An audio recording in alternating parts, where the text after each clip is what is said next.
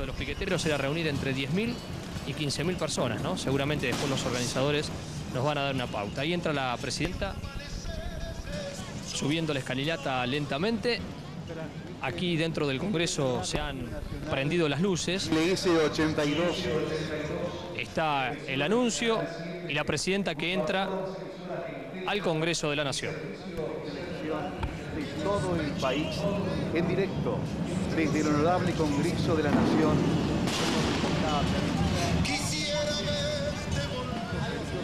De sesiones ordinarias del Honorable Congreso de la Nación. Acaba de hacer su ingreso al Honorable Congreso de la Nación la señora Presidenta de la Nación Argentina, doctora Cristina Fernández de Kirchner. Ha sido recibida en la oportunidad por los directores ceremoniales de ambas cámaras legislativas, quienes en el desplazamiento han de presentar a las autoridades de este honorable Congreso, señor Vicepresidente de la Nación, Presidente del Honorable Senado de la Nación, ingeniero don Julio César Cleto Cobos, señor Presidente de la Honorable Cámara de Diputados de la Nación, doctor Eduardo Fellner, señor Presidente Provisional del Honorable Senado de la Nación, doctor José Pampuro y demás autoridades. En estos momentos recibe el saludo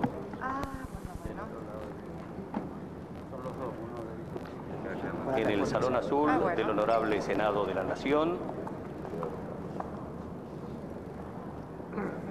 La invitan a firmar los libros de honor de ambas cámaras legislativas, cosa que realiza en este instante, acompañada también en la oportunidad por los señores legisladores que integran las comisiones de Interior y Exterior respectivamente. Luego de esta firma es acompañada en su desplazamiento para acercarse al recinto de la Honorable Cámara de Diputados de la Nación.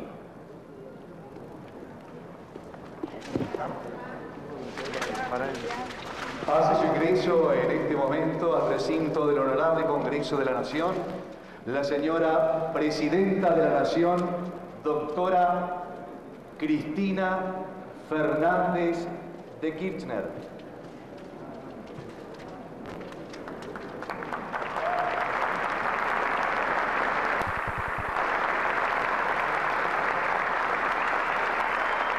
A partir de este momento transmiten el RA Radio Nacional y el IC82 Televisión, Canal 7, junto a todas las emisoras que integran la cadena nacional de radio y televisión de todo el país y el servicio internacional RAE, Radiodifusión Argentina al Exterior, en directo desde el Honorable Congreso de la Nación, con motivo de la apertura del 126º periodo de sesiones ordinarias del Honorable Congreso de la Nación.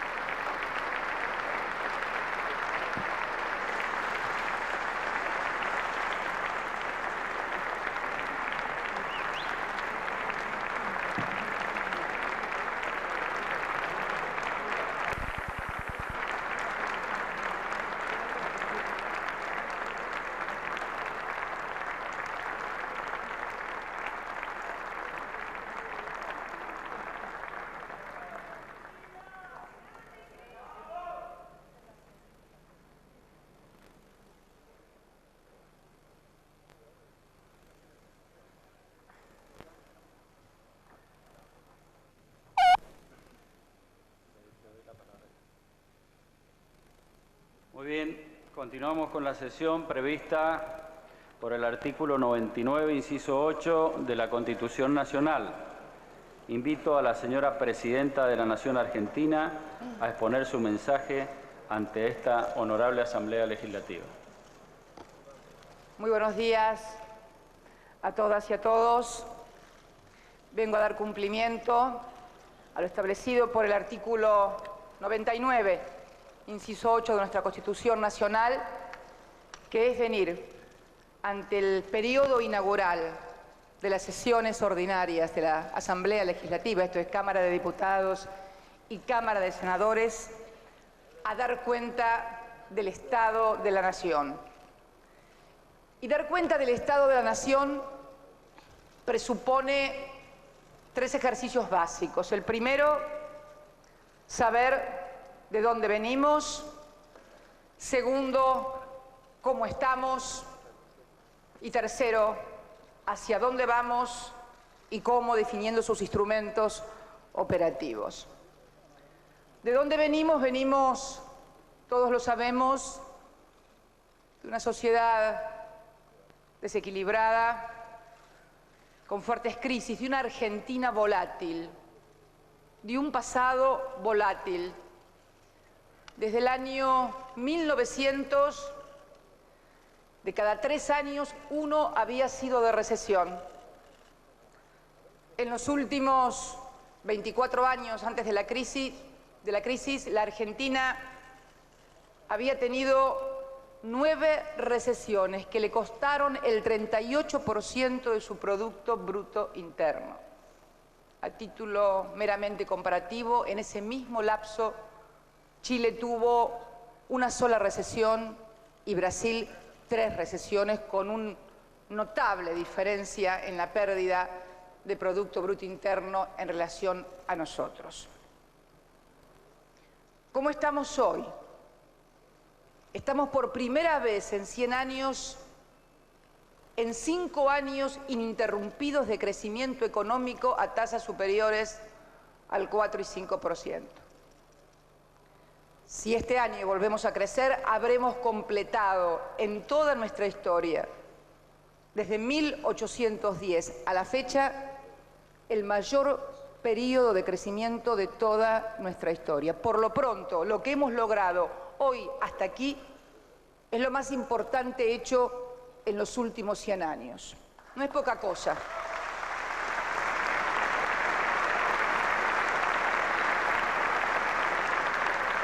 Lo hicimos con un modelo, como yo lo definí aquí mismo el día 10 de diciembre, un modelo de acumulación, de matriz diversificada, con inclusión social, donde pudimos articular por primera vez sectores que parecían antagónicos como la industria y el campo, pero donde además logramos, frente a un comportamiento virtuoso, es el comportamiento primero virtuoso del Estado, que permitió el comportamiento de estos sectores, la administración fiscal correcta, superávit fiscal primario, el superávit comercial producto del sesgo claramente exportador del modelo, lo que constituye uno de los pilares básicos,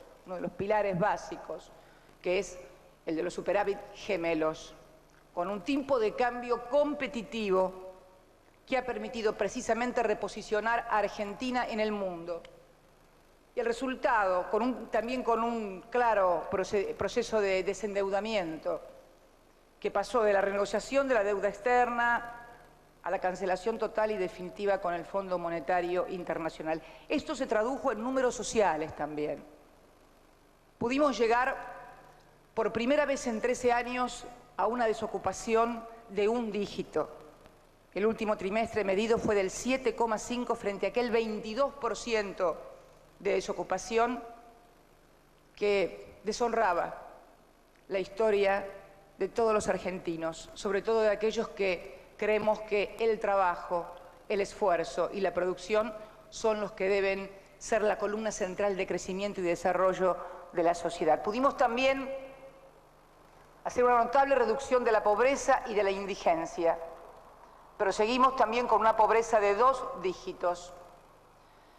Creo entonces que se nos plantea hoy a todos los argentinos, independientemente del lugar o del sector político en el cual militen o al cual pertenezcan, porque creo que además de la ratificación electoral por parte de la sociedad a este modelo de crecimiento, hay por sobre todas las cosas los resultados concretos y objetivos que también podemos exhibir. Hay un compromiso entonces de todos, de poder decidir entre todos, acordar entre todos a escasos 2 años del bicentenario lo que yo defino como el acuerdo de los argentinos en torno al modelo de país, a los instrumentos a adoptar, acuerdo del bicentenario, que debe tener objetivos, como todo acuerdo. No hay acuerdo que no tenga objetivos. Y si nos propusimos hace casi 5 años dar el combate por el trabajo y llegar a la desocupación de un dígito, creo que uno de los objetivos sería llegar también a la pobreza de un dígito en este bicentenario de nuestra construcción como país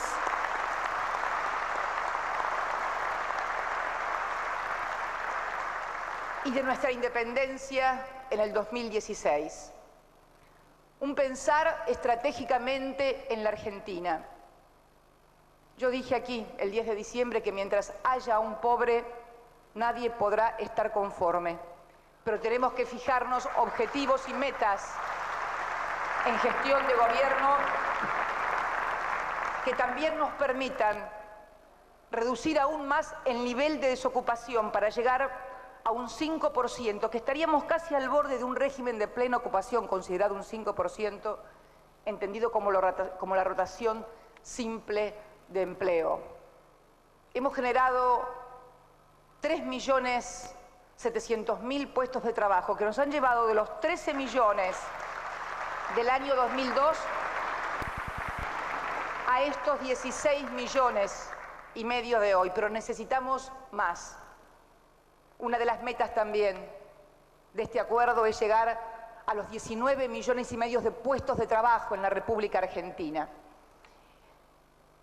Este acuerdo tiene participación de los distintos sectores con distintos grados de intervención y tiene también distintos capítulos. El primero, el capítulo económico. El segundo, el capítulo de la infraestructura económica y social. El tercero, el capítulo del conocimiento, comprendido en la educación, en la ciencia y la tecnología. Y el cuarto capítulo del acuerdo, el de la salud y el desarrollo social. La armonía de estos 4 acuerdos básicos en la sociedad permitirán alcanzar los objetivos y también definir cuáles son los roles de cada uno de los actores del sector público y del sector no gubernamental, del Estado y del mercado, porque también, bueno es definirlo, en todo acuerdo todos tienen que poner algo. No puede haber acuerdos cuando solamente se demanda de un solo sector y del otro se suma y se recoge y el resto pone. El acuerdo en una sociedad,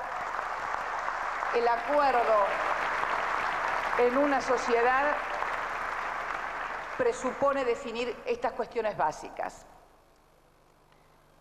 El acuerdo económico, en su capítulo nacional, impone el compromiso por parte del Estado de mantener los pilares básicos, que son una administración correcta de los recursos, con los 2 superávits.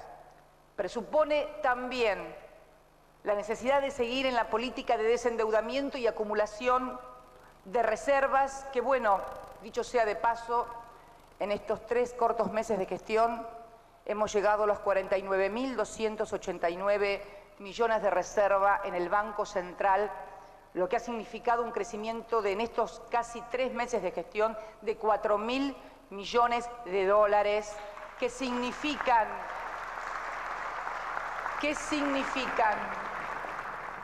un fuerte escudo contra las crisis internacionales que en otras oportunidades nos sacudían en forma despiadada, pero que en esta oportunidad hemos podido sortearla gracias a la solidez que exhibe el modelo de crecimiento y de acumulación. Los números también en materia de exportaciones de diciembre y enero, un 34% de diciembre a diciembre y un 67% de crecimiento de las exportaciones de enero a enero, con un crecimiento del superávit fiscal primario del 107% de enero a enero y de casi el 200% en el superávit comercial de enero a enero, revelan que seguimos en el camino que debemos tener. Digo entonces que en este compromiso económico de capítulo nacional, el Estado debe garantizar la subsistencia de estas dos columnas que significan el superávit comercial, producto de nuestras diferencias en materia de exportaciones, y del superávit fiscal primario, política de desendeudamiento y acumulación de reservas. Pero esto también presupone una política en materia de financiamiento a los sectores productivos que estamos dispuestos a encarar desde la banca pública si la banca privada se resiste como hasta ahora y solamente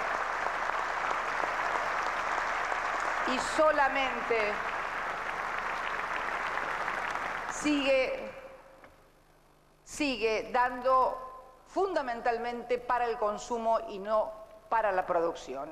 En la próxima semana, la señora presidenta del Banco de la Nación Argentina, una ex legisladora, ex compañera de ustedes en la bancada, Mercedes Marcó del Pont, presentará a todos los argentinos un plan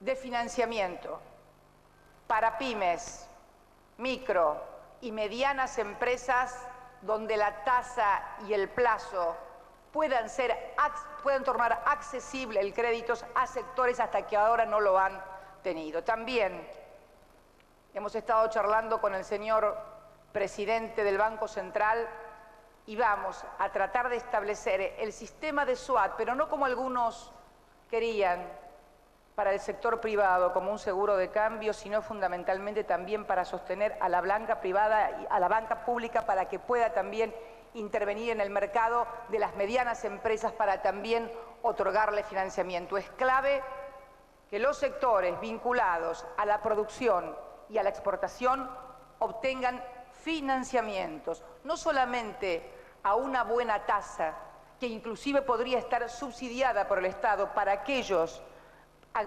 actividades que realmente tienen una altísima productividad y un alto contenido y sesgo exportador, sino también el plazo, que es otra de las características que más están aquejando al sector en la demanda del crédito. Esto presupone también acuerdos sectoriales, como los he definido. Algunos creían que el acuerdo económico era un acuerdo de estabilización de precios y salarios, como tantas veces hemos conocido y que finalmente han terminado inequívocamente siempre en recesión. Aquí no. Aquí queremos hacer acuerdos sectoriales, ir actividad por actividad, agregando valor y construyendo las cadenas de valor, de modo tal de que agregando valor a cada sector podamos generar más productividad, más trabajo para los argentinos y más saldos exportables. Miren, contamos con una ventaja incomparable en la historia reciente. Yo he definido muchas veces que este va a ser el siglo de los alimentos, la energía y el conocimiento. Somos un país que estamos en condiciones de producir alimentos para más de 500 millones de personas, pero al mismo tiempo, por el alto grado de competitividad que hemos adquirido y tecnología en la producción de esos alimentos y una población que no alcanza a los 40 millones, podemos sostener precios internos que permitan calidad de vida a nuestra sociedad, a nuestro pueblo y al mismo tiempo,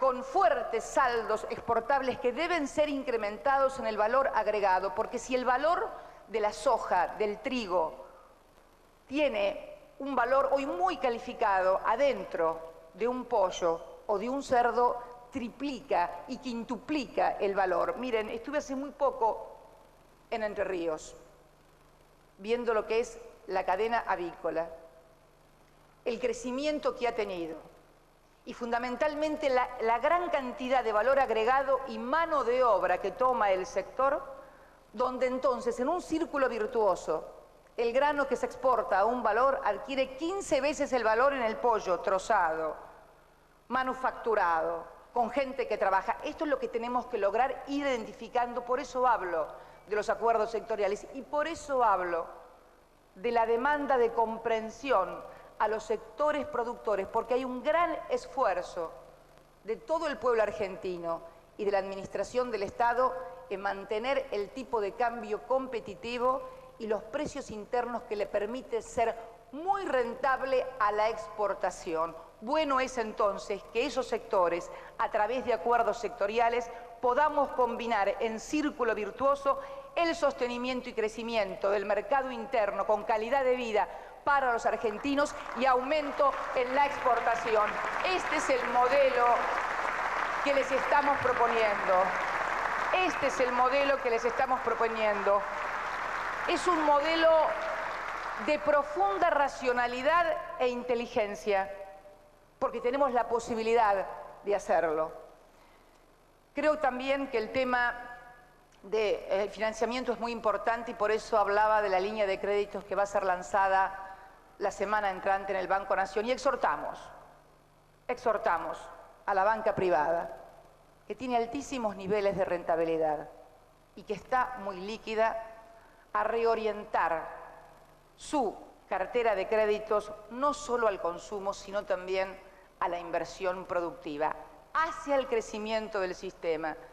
Y una banca en un país que crezca va a ser también una banca importante. Creo que si podemos entender esta sinergia de los distintos sectores en este momento histórico tan particular que vive la Argentina y el mundo, estamos ante la oportunidad histórica, en serio, de que este ciclo de crecimiento inédito de 5 años pueda transformarse en un ciclo de crecimiento de 10, 15 y 20 años que sean los que nos permitan entonces alcanzar las metas de erradicación de la pobreza y de la indigencia. Esa es la clave.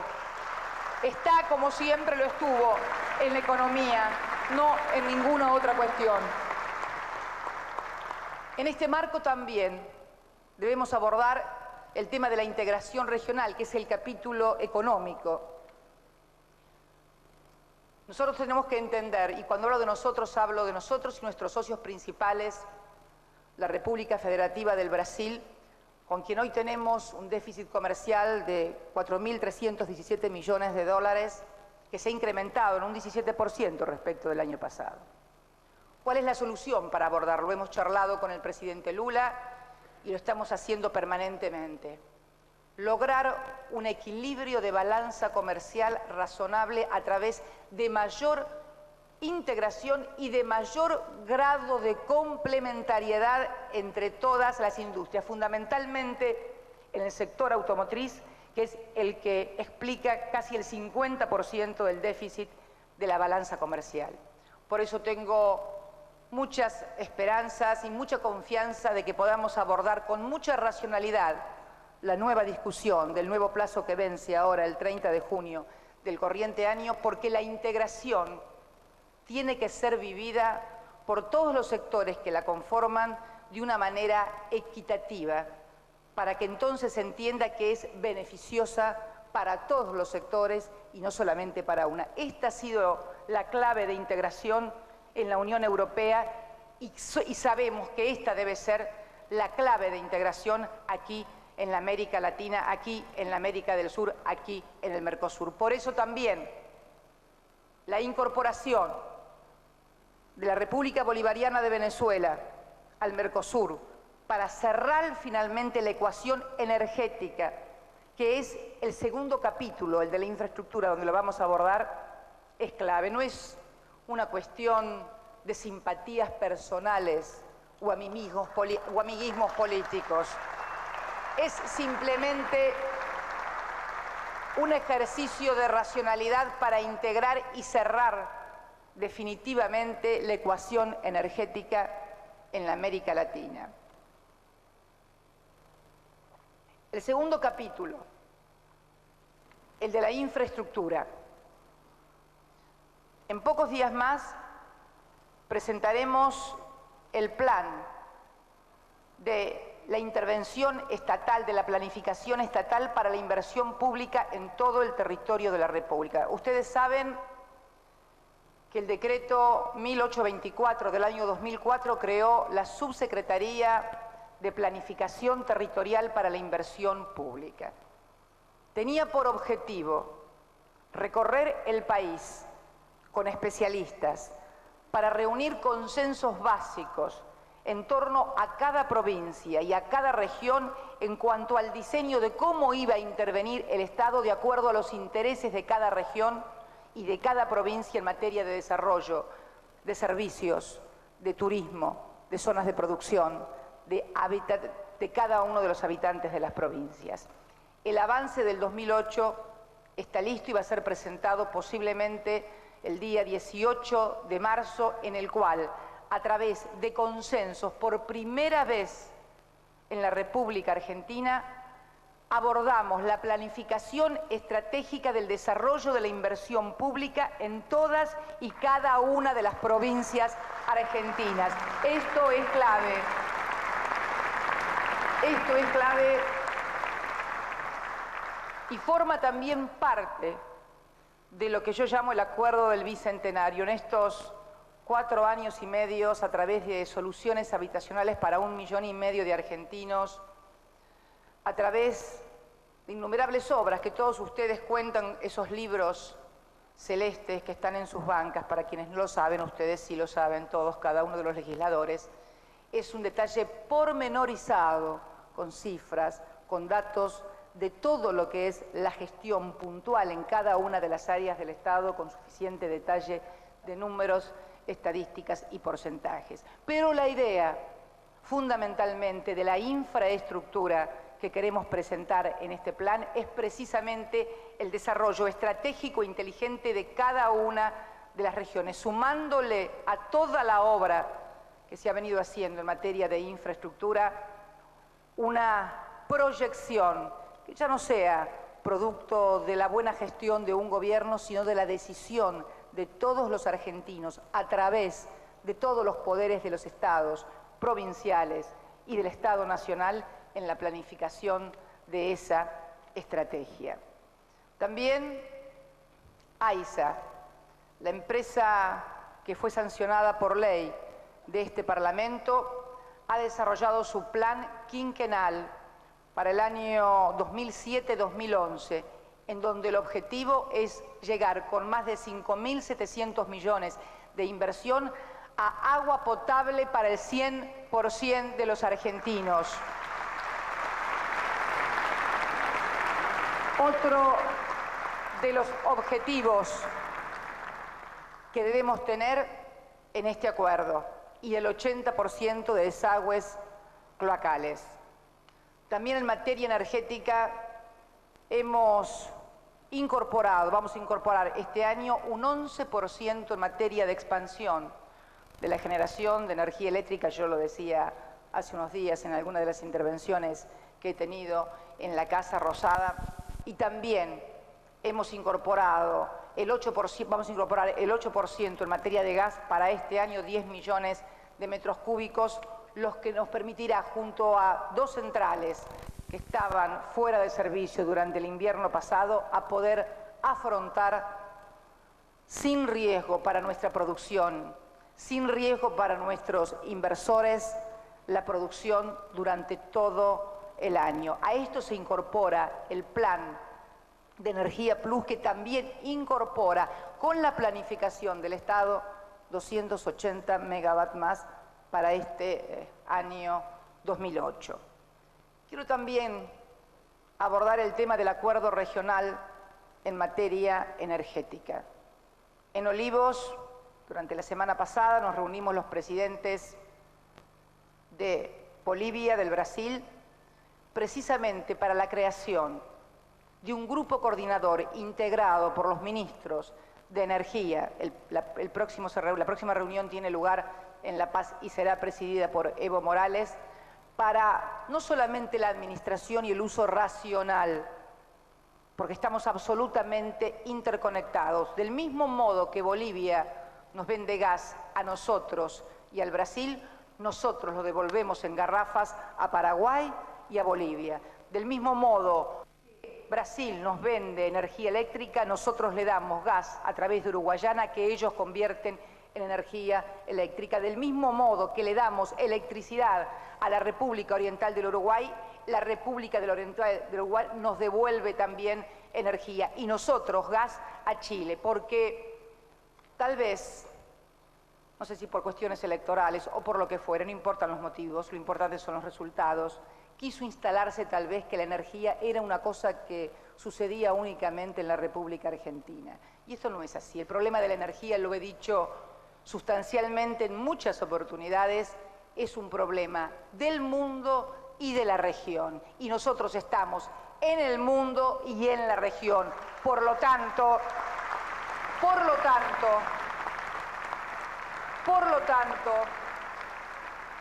debemos abordar la cuestión con seriedad y con mucha tranquilidad, además, porque esta preocupación no es producto de que se cayó el producto y tampoco tenemos energía. Yo leía el otro día en algunos diarios que algunos expertos pronosticaban, así fue calificado en algún medio, pronosticaban que íbamos a tener problemas en el invierno.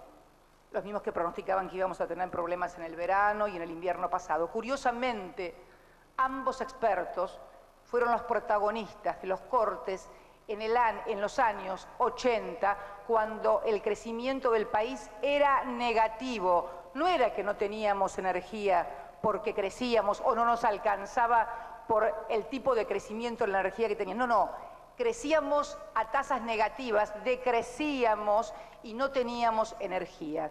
Los expertos, cuyas opiniones hoy se publican, eran los responsables institucionales y políticos en ese momento de darle energía a los argentinos y una buena economía. Ni lo uno ni lo otro. Mala economía y nula energía. Sin embargo, mala economía y nula energía. Sin embargo, pronostican, pontifican y, por supuesto, terminan generando comentarios que creo que no hacen bien a los argentinos, porque yo creo que el deber que tenemos todos, cada uno en el rol que le cabe, es el de informar, no el de asustar. Me parece que la diferencia es notable entre informar, asustar y preocupar. La obligación es la de informar correctamente.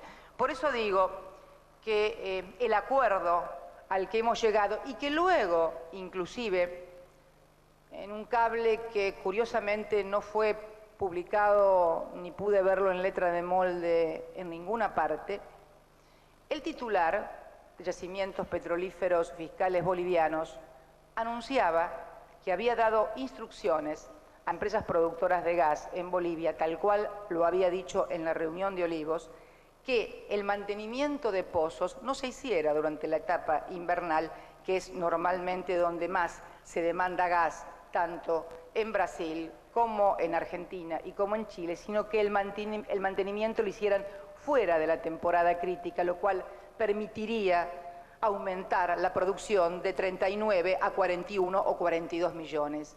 Esto que apareció en cables no apareció publicado en letra de molde, sí, sin embargo, apareció publicado en letra de molde las palabras de algún otro titular de alguna otra compañía energética que dijo con un criterio poco feliz para la integración y la solidaridad latinoamericana, ni una molécula de gas para la Argentina. Esto sí obtuvo una difusa publicación, no sé si será por pautas culturales de que siempre está todo mal o alguna otra pauta de alguna importante empresa. Pero lo cierto es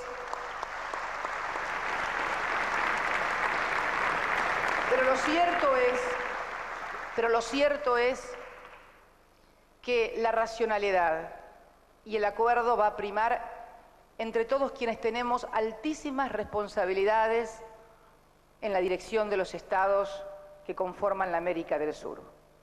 Confío plenamente en la responsabilidad del presidente de la República Federativa del Brasil, de la República de Bolivia, de nosotros, de la hermana República de Chile y del Uruguay, porque creo que más allá de la lógica representación de los intereses locales que cada uno de nosotros tenemos una clara conciencia de que la integración es el único camino posible.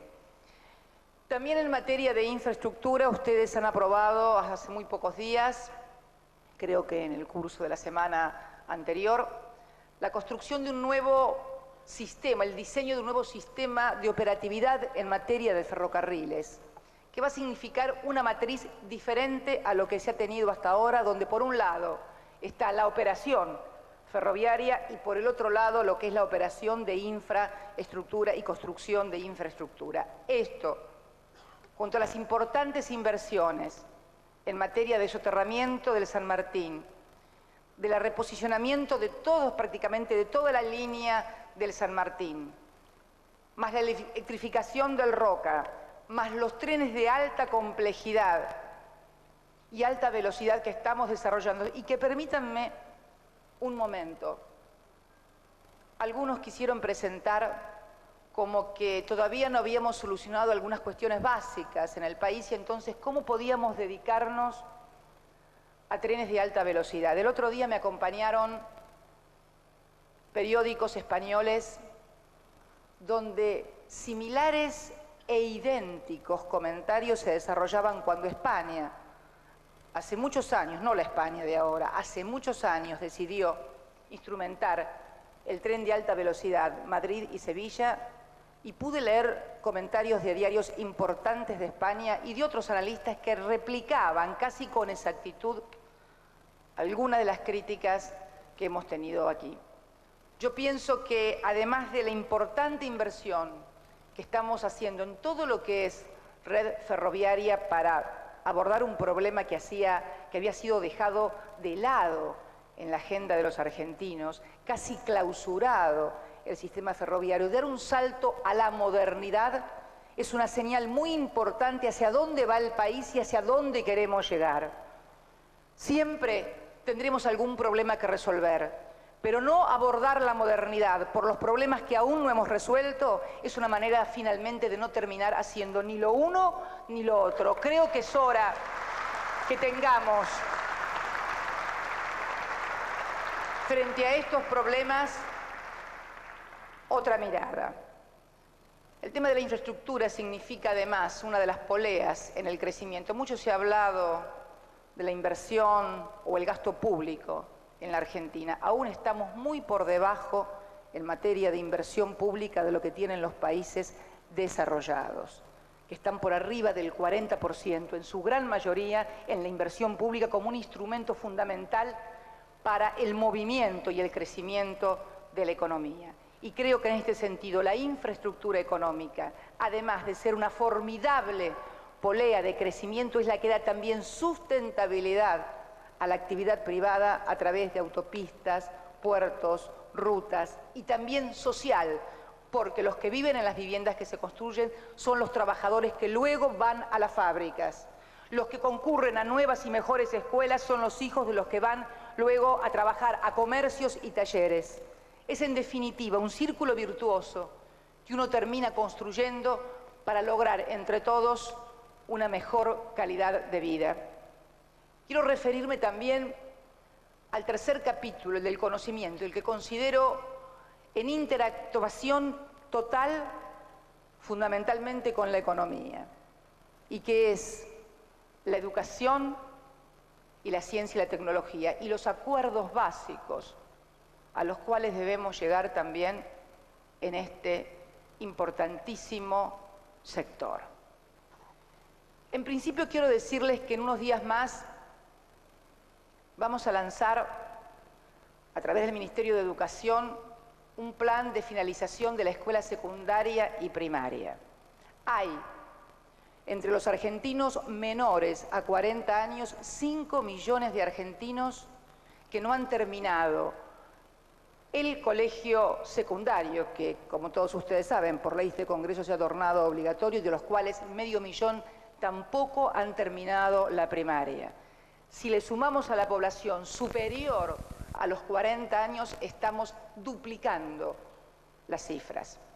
No es para ponerse nerviosos, porque también tenemos el más alto grado de alfabetización de toda Latinoamérica. No es para dramatizar. Tenemos el más alto grado de alfabetización de Latinoamérica con un 97%. Pero lo cierto es que tenemos que abordarlo y hacerlo a través de un plan que va a ser presentado, y es un plan flexible para acordar también con medios tecnológicos modernos, televisión, para acordar con sindicatos, empresas, organizaciones no gubernamentales, con módulos que permitan contemplar las diferentes situaciones de quienes no han podido terminar su escuela primaria y su escuela secundaria. Tenemos fundamentalmente el problema de la escuela primaria más regionalizado y focalizado en NOA y NEA, que también lo vamos a abordar con mucha fuerza en ese sector. Pero quiero hablar de lo que a mí me desvela, ustedes lo saben, y que es la educación y lograr una mejor calidad de educación. Y me desvela porque siempre pienso que, además de la vocación política, además de la militancia, además de la historia que cada uno construye, creo que, siendo hija de trabajadores, he podido llegar acá por el tipo de formación e instrucción que yo recibí. Y yo quiero que todos los argentinos vuelvan a tener esa oportunidad que alguna vez tuvimos nosotros. Esto es clave. Esto es clave. Esto es clave. En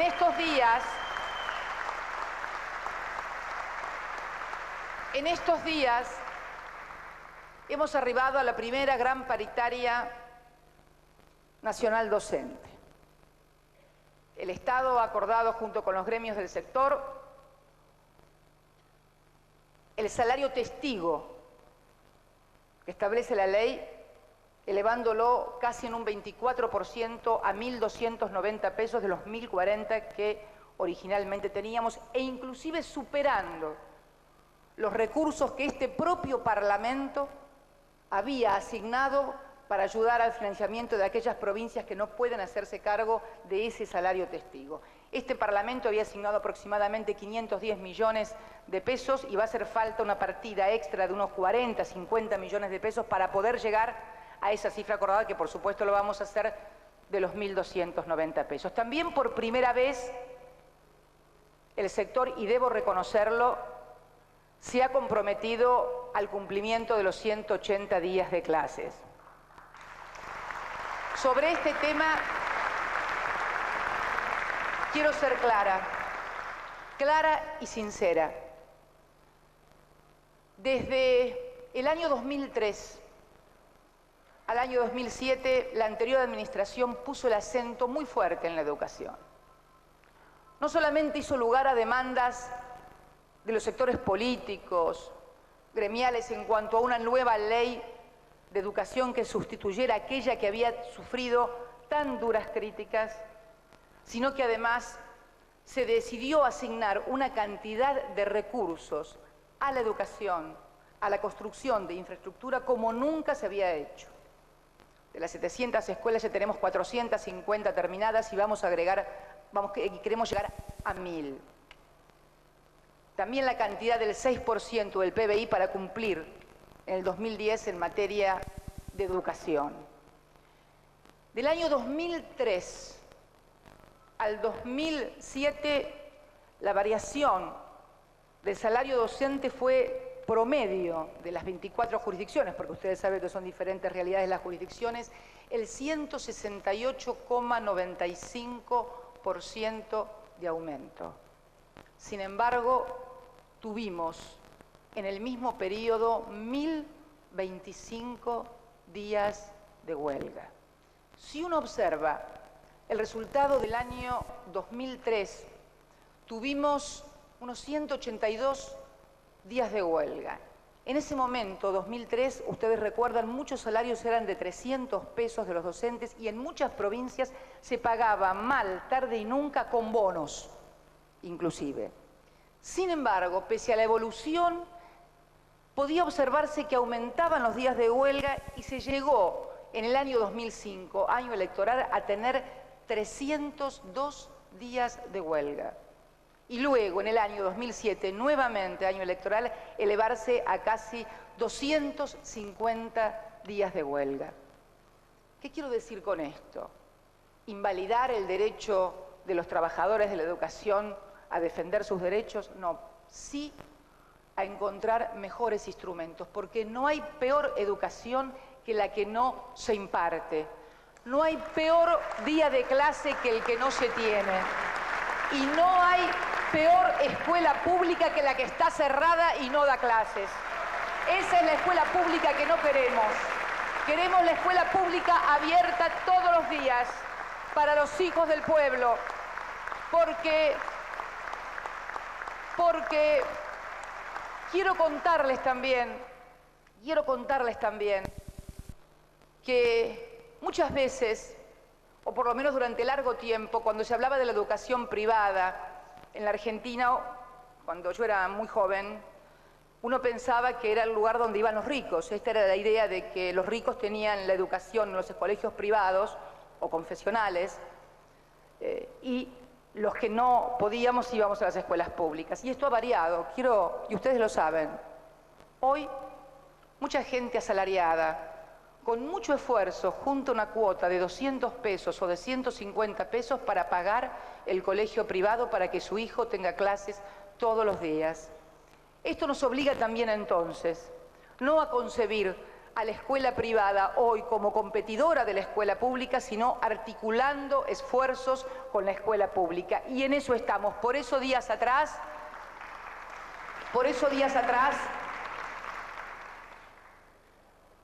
me reuní con los representantes. A mí me gusta hablar de la escuela y de la educación de gestión privada, porque en definitiva el 65% de esos institutos privados están subvencionados en alguna medida por el Estado, con distintos grados de subvención, que pueden ser, hay varias categorías, del 100% hasta el 40% o el 30%. Y hay una parte, por supuesto, a donde van sectores de alto poder adquisitivo, que obviamente no está subsidiada. Pero hemos llegado a un acuerdo importante. Primero, de transparencia, porque me acuerdo que en la reunión que mantuve con los sectores gremiales de la educación, me comentaban que las escuelas privadas ponían como excusa para aumento de la cuota el aumento del salario de los docentes. ¿Qué vamos a hacer entonces y qué acordamos con el sector de educación de gestión privada? Que todos aquellos que reciban subsidio del Estado van a publicar en Internet su declaración jurada de cuánto reciben del Estado, cuáles son todos sus gastos, cómo impacta lo que reciben del Estado, cuánto gastan en salarios, de modo tal de que cada padre pueda acceder en un ejercicio de transparencia a los costos. Porque allí actúan como usuarios y consumidores. Y hablando de transparencia también, una digresión. Siempre cuando se habla de transparencia y se quiere saber cuánto ganan y cómo siempre por lo general vienen al Parlamento para saber cuánto gana un legislador o cuántos asesores tienes. Hay muchísimas organizaciones gubernamentales que se han dedicado históricamente a eso, o a qué pasa en el Poder Ejecutivo. Y es muy bueno que todos demos cuenta a los ciudadanos de qué hacemos con sus recursos y qué hacemos los representantes, sus representantes, en este Parlamento y en el Poder Ejecutivo.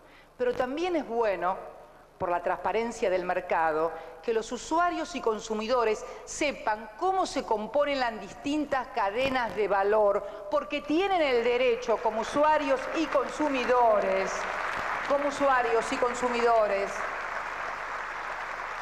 a saber la racionalidad de precios y de lo que se está pagando, porque la transparencia es para todos, para el Estado y para el mercado, para lo público y para lo privado.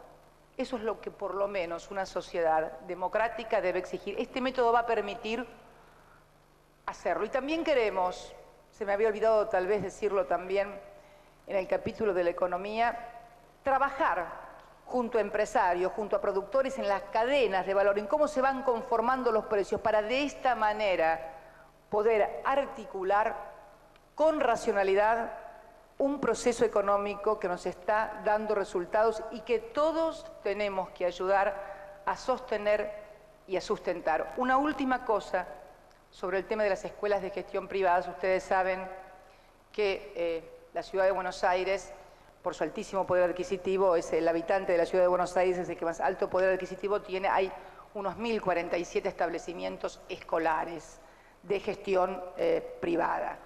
La mayoría, 545 aproximadamente, no reciben ningún tipo de subsidio. Esto porque ya veo que mañana, cuando vayan a ver los colegios que no están, así, el colegio mío no está y me aumentó la cuota a no sé cuánto, bueno, sepan que son los que no reciben subsidio del Estado, pero además también los que reciben subsidio del Estado han acordado que en ningún caso la cuota puede ser, el aumento puede ser superior a la totalidad de una cuota a partir del mes de mayo. Cuidar también el servicio de educación privada, la posibilidad de mayor y mejor educación para todos es obligación, sea en gestión pública o en gestión privada, y por eso hemos también iniciado este tipo de gestiones. Debo también decir que tengo grandes esperanzas porque la negociación de la paritaria, la inclusión del compromiso por parte del sector docente de los 180 días de clase. Fíjense que del año 2007 el 50% de las jurisdicciones no pudo, de las 24 jurisdicciones de educación, el 50% no pudo cumplir los 180 días de clase, que nos permita abordar el verdadero tema, el tema pendiente de la educación, que es la calidad de la educación. Yo no sé si tal vez por una deformación de los últimos años, por las circunstancias políticas, por las cosas que nos han pasado a los argentinos, cada vez que hablamos de educación en la Argentina únicamente es para discutir el tema salarial docente. Yo creo que, no estoy diciendo esto para criticar, estoy instándonos a superar esa etapa para poder abordar la etapa que viene, que es la discusión de la calidad, y hacerlo racional y democráticamente con todos los sectores, y también demandando a alumnos, a padres, a la familia, la parte que en calidad de educación tiene que poner también quién es el estudiante y la familia.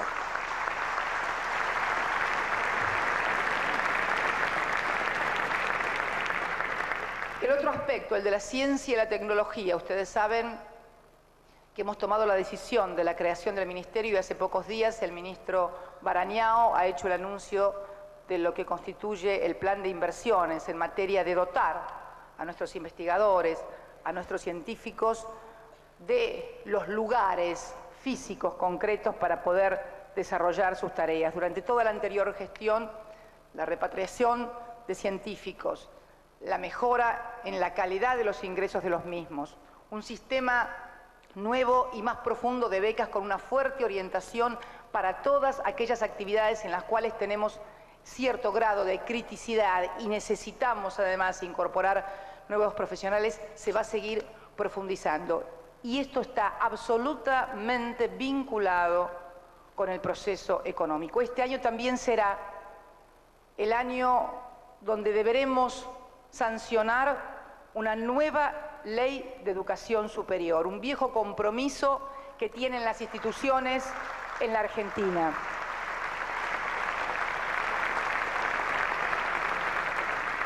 Hace pocos días me tocó estar en la ciudad de Córdoba, en una de las universidades más prestigiosas, en la Casa de Trejo, con su joven rectora, por primera vez también una mujer rectora de la Universidad Nacional de Córdoba.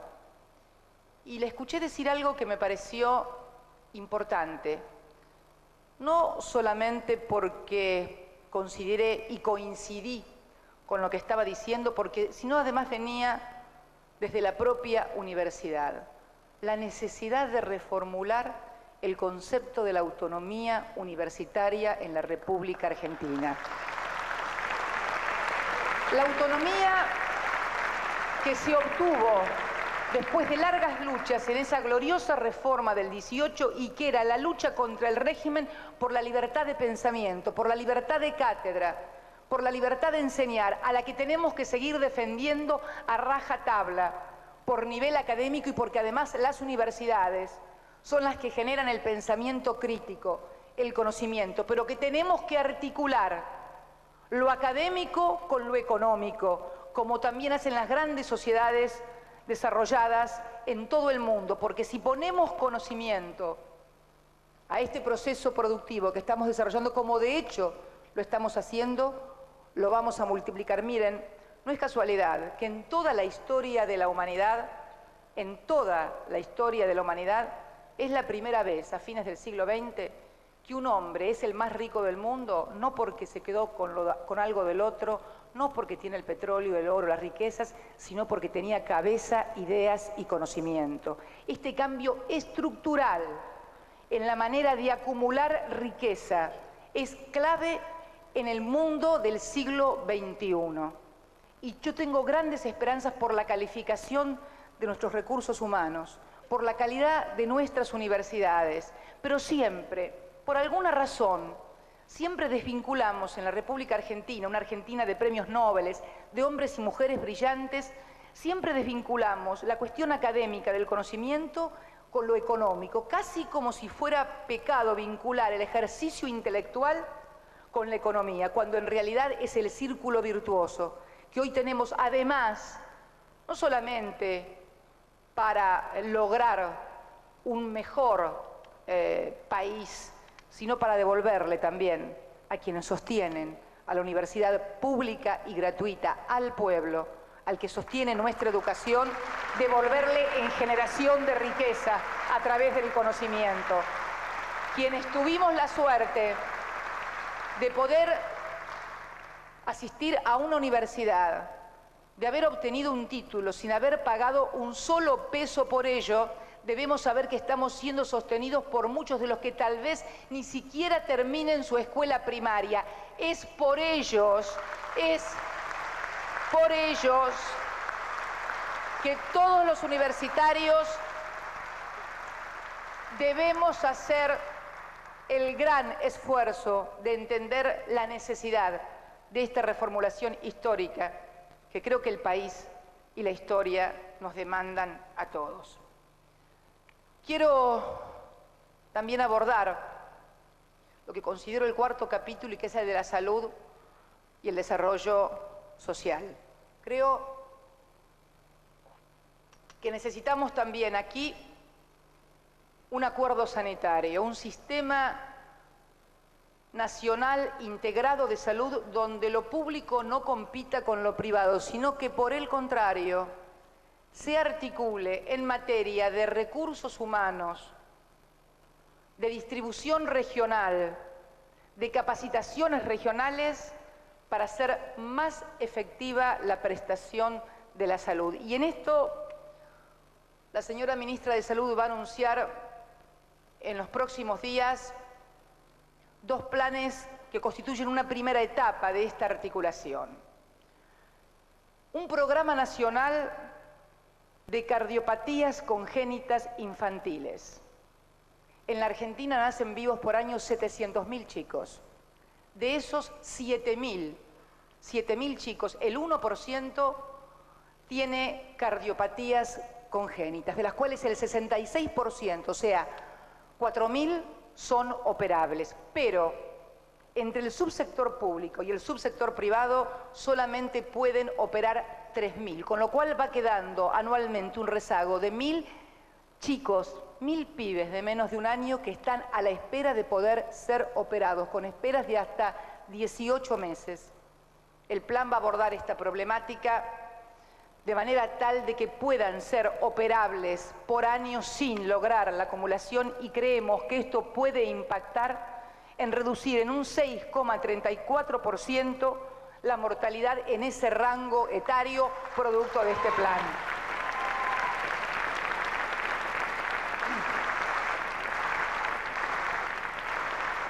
Tengo mucha confianza en Graciela, es tal vez un comentario poco institucional, pero me lo voy a permitir. Tengo gran confianza en que Graciela lo pueda hacer, no solamente porque sea mujer, sino porque además es una gran trabajadora y tiene un gran compromiso con todo lo que hace en su vida.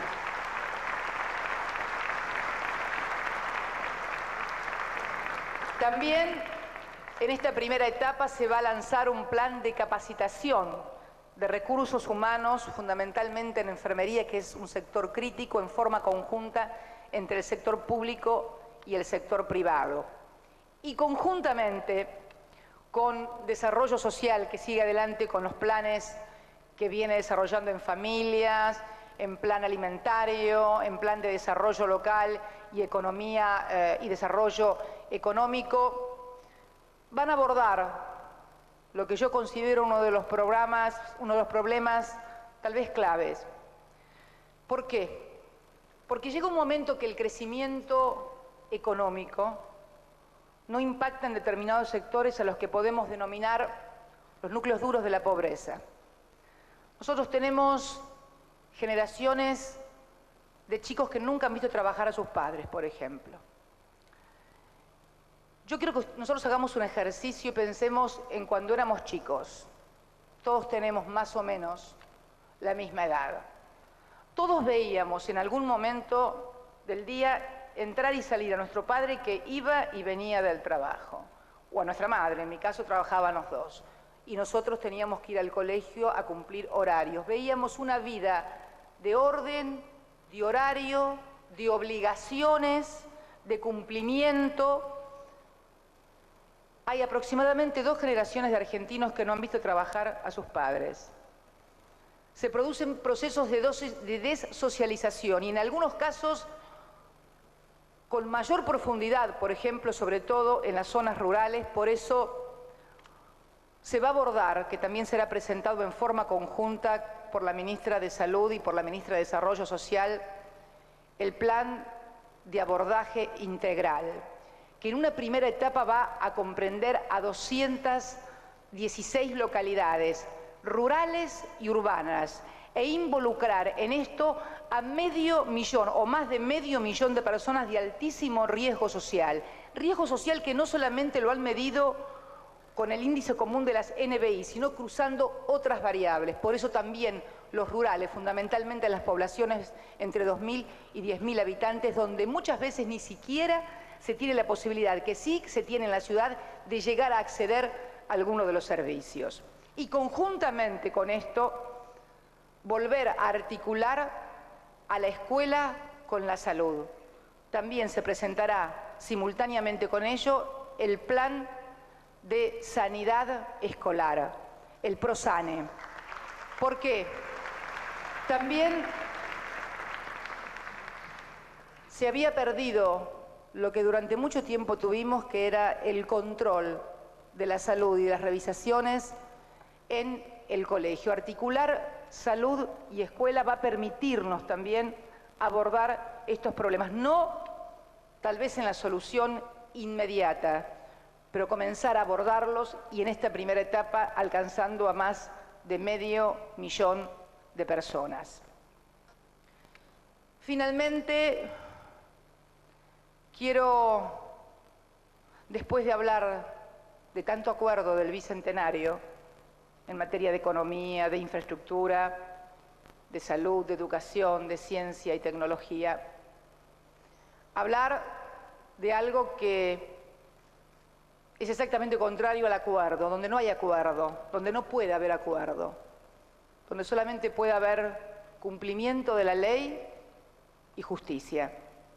Quiero hablar de la impunidad, de la seguridad y de la justicia en la República Argentina. Aquí ya no podemos hablar de acuerdos. Aquí tenemos que hablar lisa y llanamente de cumplimiento de la ley. Yo creo que los argentinos tenemos el derecho a abordar esta nueva etapa demandando a la justicia la finalización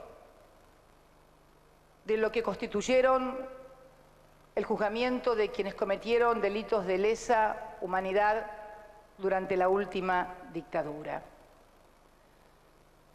Como les dije, no es un tema de acuerdos. Y también quiero hablar del tema de la inseguridad.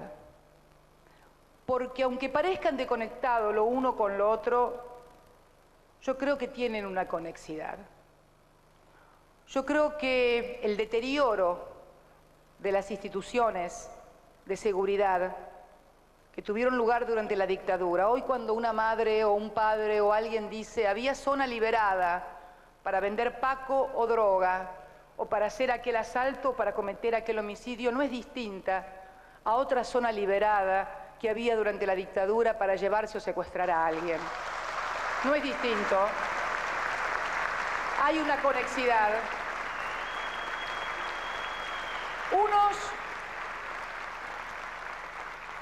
Unos para delitos de lesa humanidad, otros para delitos comunes, pero ambos contribuyendo a crear la inseguridad. ¿Cuál es entonces la salida? Sé que hubo algún proyecto para abordar en especial el tema del juzgamiento de los delitos de lesa humanidad, pero sinceramente creo que estaríamos cayendo en una trampa mortal, porque la solución debe ser sistémica. No podemos tener leyes para delincuentes de lesa humanidad y leyes para delincuentes comunes. Las leyes para los delincuentes son para todos los delincuentes, para los de lesa humanidad y para los comunes también. Porque esta es la clave de la democracia.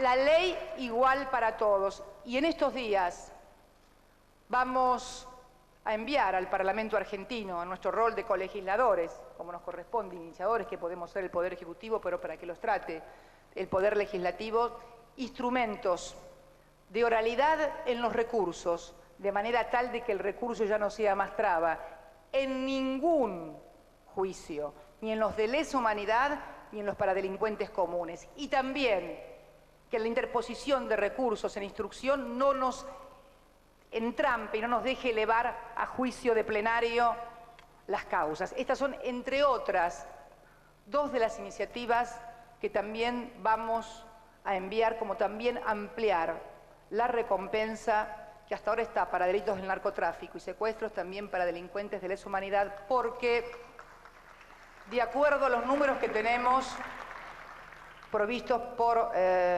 las organizaciones de derechos humanos y también por la CONADEP, de 992 personas directamente involucradas en violación a los derechos humanos, solamente están en proceso unas 342, de las cuales solo una tercera parte, aproximadamente, o un poco menos, está en cárceles comunes, otra está en institutos militares y otros están en arresto domiciliario. Más allá de que, como todos ustedes saben, el Estado, a través de los organismos competentes, ha demandado permanentemente a la justicia de que sean internados en lugares comunes. Y no nos equivocábamos. El episodio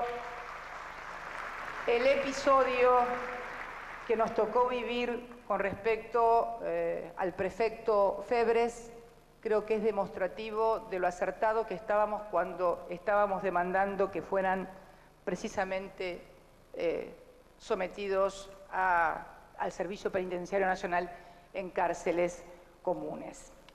Con respecto al tema de la justicia, hemos aumentado los recursos de la justicia desde el 2003 a la fecha en un 173%. Su planta de recursos humanos también en un 17%. Yo creo que hoy esta Corte prestigiosa y prestigiada tiene instrumentos en sus manos a través de leyes vigentes para poder también tener un mejor servicio de justicia. En el caso de los delitos de lesa humanidad, se me ocurre que el antecedente de la AMIA, cuando la Corte ordenó que un solo tribunal se ocupara de una causa, es un antecedente a tener en cuenta.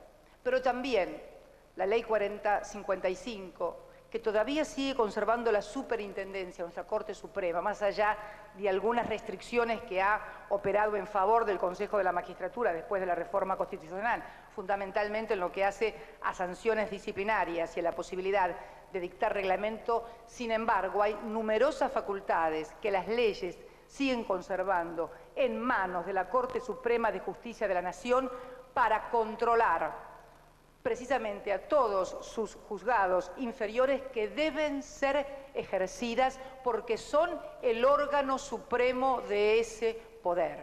Y si tienen facultades para de repente poder instruir al Poder Legislativo a que dicte alguna ley o al Poder Ejecutivo a que cumpla algo de alguna política que le es propia, ¿cómo no van a tener facultades dentro de su propio poder? Yo soy kelseniana, el sistema no tiene lagunas, se basta a sí mismo. Tomemos las facultades y que cada poder,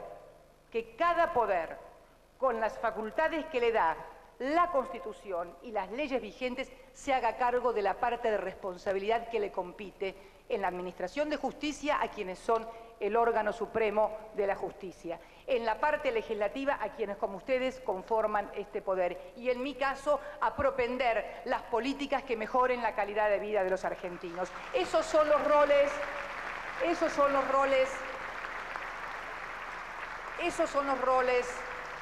institucionales y constitucionales que cada uno de nosotros tenemos que tener.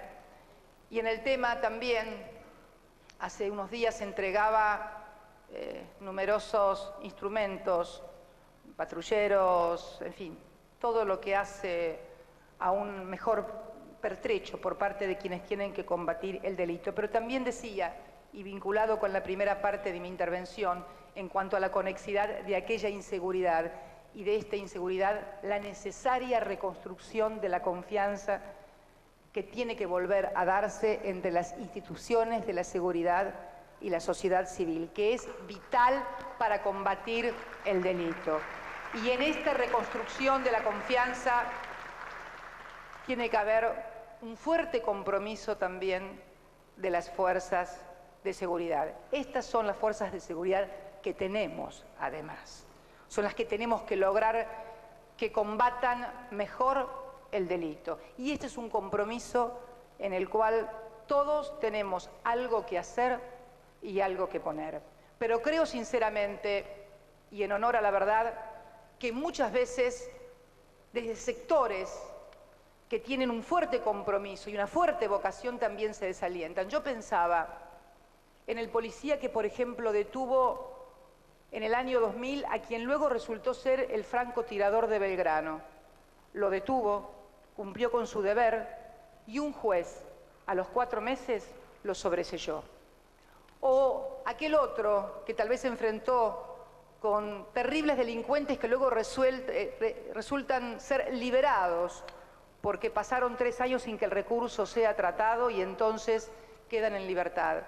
Yo creo que la necesidad de volver a una sociedad de premios y castigos, donde los que delinquen y los que se equivocan sean castigados y no sean luego a través del artilugio de leyes o de vaya a saber qué, lograr libertades, creo que es imprescindible para reconstruir la confianza en el sistema, que todos tengamos una mirada de reflexión y fundamentalmente una acción sobre estas cuestiones que estoy enumerando. Por eso, y sin querer aburrirlos en esta mañana lluviosa, quería también referirme a un tema que para nosotros es caro y que es el reclamo permanente que tenemos sobre nuestras Islas Malvinas. Pero este año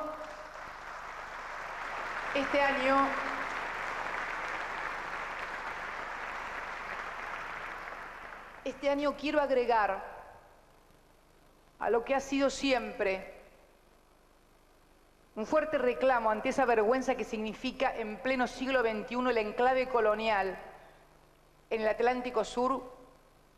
Quiero pedir además un acto humanitario, que Inglaterra permita a los deudos, a los familiares de los que murieron y están enterrados en Malvinas poder ir en avión. Es lo único que estamos pidiéndole todos los argentinos al Reino Unido, que permita el vuelo en avión para la inauguración del monumento que ellos mismos, con ayuda privada, han construido en recuerdo a sus deudos. Finalmente, argentinos y argentinas, antiguos excompañeros de bancada, quiero decirles que, como siempre, en estos 3 meses, casi 3 meses de gestión, he puesto de mí lo mejor, como lo voy a seguir haciendo. Tengo plena confianza, no solamente en el futuro, sino en el presente de la Argentina, porque vislumbro que la sociedad está cambiando, aunque tal vez no lo notemos, pero está cambiando. Ha comenzado a visorar que es posible construir un país mejor y que todos tenemos un grado de responsabilidad en esa construcción. Este Parlamento también tiene un gran compromiso en ese modelo y en ese acuerdo. Y quiero decirles que cada una de las iniciativas que vamos a enviar y de las que ya he enviado, vamos a debatirlas y a discutirlas como las hemos venido haciendo en materia de ferroviarios, como lo hemos venido haciendo en materia de seguridad vial, el otro gran tema de la seguridad que agradezco a no sé si aprobó yo la Cámara de Diputados, creo que no, aprobó el Senado, pero también le pedí en ese caso al Senado que eliminara, porque por equivocación habíamos introducido por senadores y correspondía a esta Cámara de Diputados como iniciadora de todo aquello que implique carga o contribución, por eso pedí que lo eliminara el Senado para respetar la institucionalidad, que significa que la propia Cámara de Diputados sea la que mantenga esa iniciativa, que no es una concesión de esta Presidenta, sino es una prerrogativa que le otorga la Constitución, por cierto. Agradecer a todos y a todas el esfuerzo y convocarlos a este siglo XXI y este gran acuerdo del Bicentenario. Los argentinos tenemos que reflexionar sobre estos 200 últimos años que hemos vivido, algunos a través de la historia, otros hemos vivido una parte del siglo pasado y hemos sido protagonistas como militantes o en algún lugar de cosas muy terribles que nos sucedieron a todos los argentinos. Y creo que todos hemos hecho un duro aprendizaje de los errores y una clara asimilación de los aciertos, que es la clave en la vida no solamente política o institucional de un país, sino hasta en la vida personal de todos y cada una de nosotros. Por eso, con este agradecimiento y esta convocatoria, dejo abierta esta sesión del Parlamento argentino. Tengan todos ustedes muy buenos días.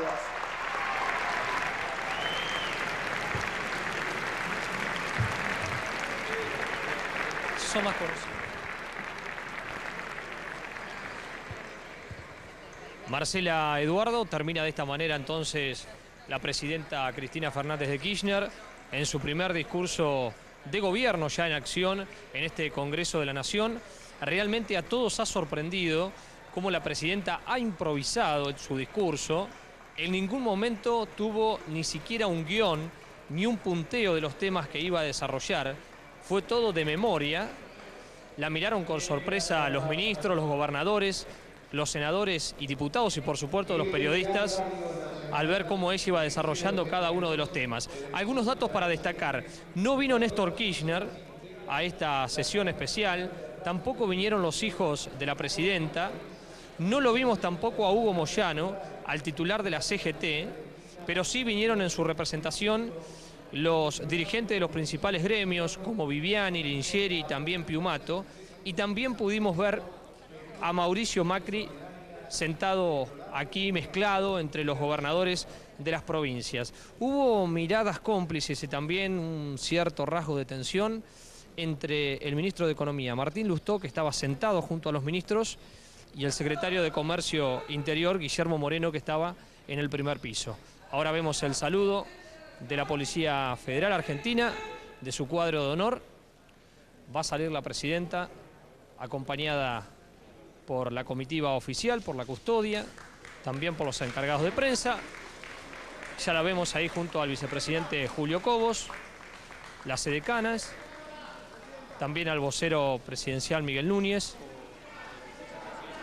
también los presidentes de la Cámara de Diputados y de Senadores, la presidenta caminando por el salón de los Pasos Perdidos hacia el Salón Azul y luego lo hará hacia la explanada donde va a tomar el auto presidencial. Vamos a tener en un rato nada más la imagen de la explanada con el saludo de la presidencia de la Nación, en este caso, a todos los movimientos piqueteros que están en las afueras.